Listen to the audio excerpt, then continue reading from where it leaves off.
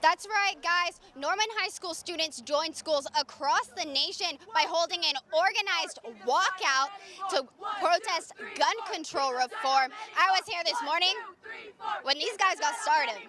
I'm Shiloh at the update desk. And more on the Manhattan shooting. The NYPD is working with FBI to investigate the act of terrorism. All officials would reveal about the shooter is that he is a 29-year-old male who is not from New York. Officials also confirm that upon exiting the rented Home Depot truck, the shooter yelled, "God is great" in Arabic. While arresting the shooter, police also confiscated a pellet and paintball gun. So far, 8 have been pronounced dead and 11 have serious injuries. Governor Andrew Cuomo says that they do not believe that this is an ongoing threat, and the annual New York Halloween parade will still be continuing. However, I do have a name for a suspect.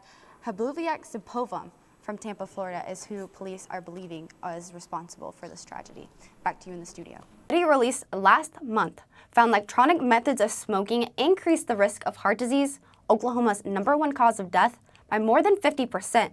And as these young smokers get older, they're going to cost Oklahomans more money, with the annual healthcare cost of more than $1.6 billion directly caused by smoking. Shiloh Sellers, OU Nightly. With over 14 places to choose from, Couch Restaurants is a fan favorite because of its all-you-can-eat attitude. But when your eyes are larger than your stomach, most of what you plan to savor ends up in the garbage. At least, it used to. I'm Shiloh Sellers at the update desk. Federal Judge Timothy Kelly has ruled in favor of President Trump, declining an emergency restraining order to prevent the president from placing Mick Mulvaney as the acting director of the Commercial Financial Protection Bureau. The emergency stop came from Linda English, the CFPB deputy director, after English was named successor when Richard Carteret resigned. Currently, both Mulvaney and English claim to be the rightful acting director.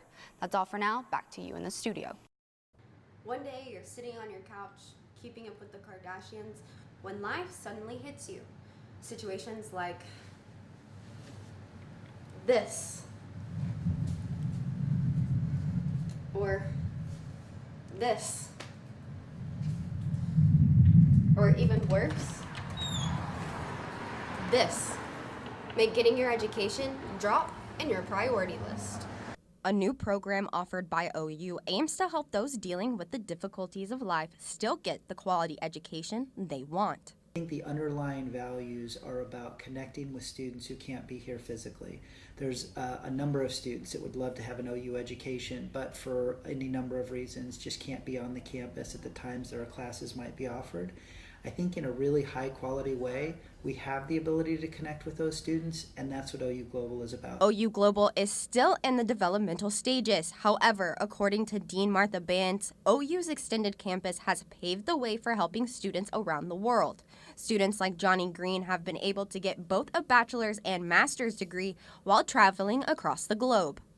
My classroom was me with my books on an airplane at 40,000 feet, while flying to Nigeria till we could do what they call exercise obagame.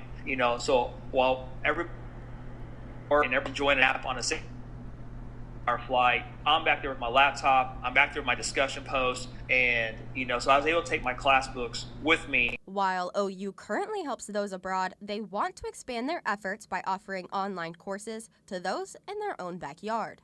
We can give access to a lot more students who wouldn't normally get to OU. So we'll be benefiting the state by having better educated citizenry.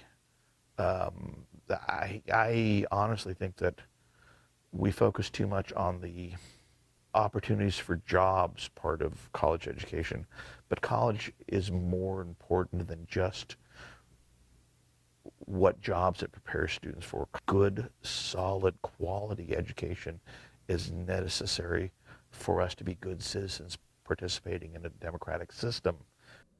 Shiloh Sellers, OU Nightly. Another outbreak of racism on OU's campus leaked yesterday due to an unidentified individual running a Twitter account under the name of James Googly.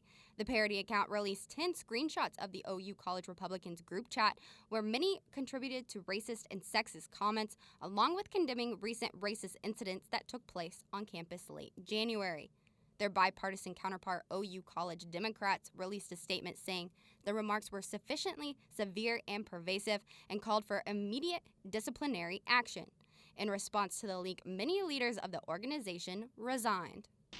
Yeah, so the group chat is no longer active because I was not going to tolerate anybody else saying anything that could be hurtful to the community. Those that remain in leadership roles like Schoonover have organized a voluntary diversity training that will happen next Wednesday. The organization feels that this will effectively educate its members on diversity inclusion.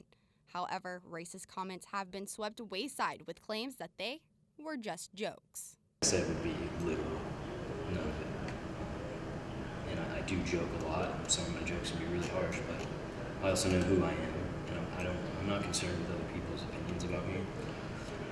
And I guess I pay the price for that, but I know when I'm joking, and I know when I'm serious, and I know what I stand for. Members like Tolley, who took part in the controversial conversation, are no longer members of OU College Republicans. Shiloh Sellers, OU Nightly.